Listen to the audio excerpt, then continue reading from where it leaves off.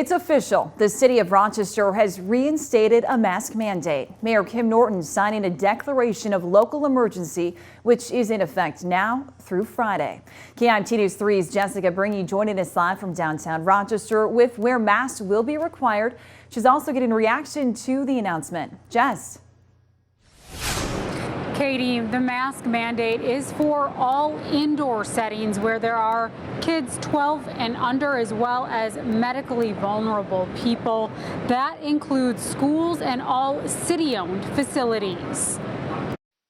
The CDC is recommending masks be worn by both vaccinated and unvaccinated people in indoor settings where there are areas of high transmission. That's where we've been for 2 weeks now. So it seemed silly to keep waiting for something to change when we know the change is potentially worse, not better. Now, the city of Rochester is declaring a local emergency, requiring masks be worn in places where children under the age of 12 are present. Schools, museums, places where children congregate, also where parents might take children.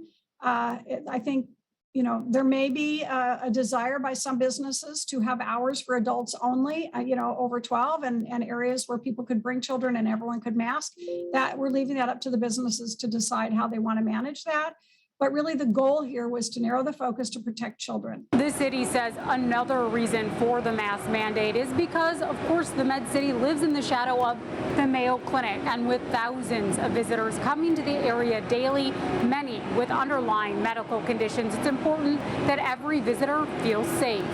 I'm immunocompromised, and I've known far too many people who have already had breakthrough infections, and I want to protect children who can't get vaccinated yet. I have a 2-year-old granddaughter, and I would do anything to protect her from this virus. While visitors and locals alike say they're tired of masking. It seems like it's harder to put up with it the second time around. A majority do say they believe it's the simple and right thing to do. I do understand that it's an issue that's spreading, and it is important to control it. So I guess if we have to do our part, we will. It's an inconvenience. There's no doubt about it. But you know what?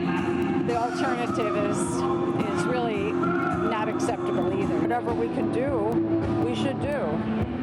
If wearing masks, I have no problem with it. However, there are still some who don't agree with the mandate or believe in the science. It's a fraud. COVID is a fraud. COVID-19, whatever you want to say, coniferous virus, whatever, it's a fraud. This emergency declaration is a bit different in that adult-only businesses don't necessarily have to comply. Those include bars and some gyms. However, it is strongly encouraged. Live in Rochester, Jessica Bringy, KIMT News 3. Thanks, Jess. Now, this mandate is in effect until Friday at 10:15 a.m., at which point the Rochester City Council will have to decide if they want to keep it in effect through October 18th. However, the council can continuously monitor the local transmission levels and decide to stop the mandate if members believe it's no longer necessary.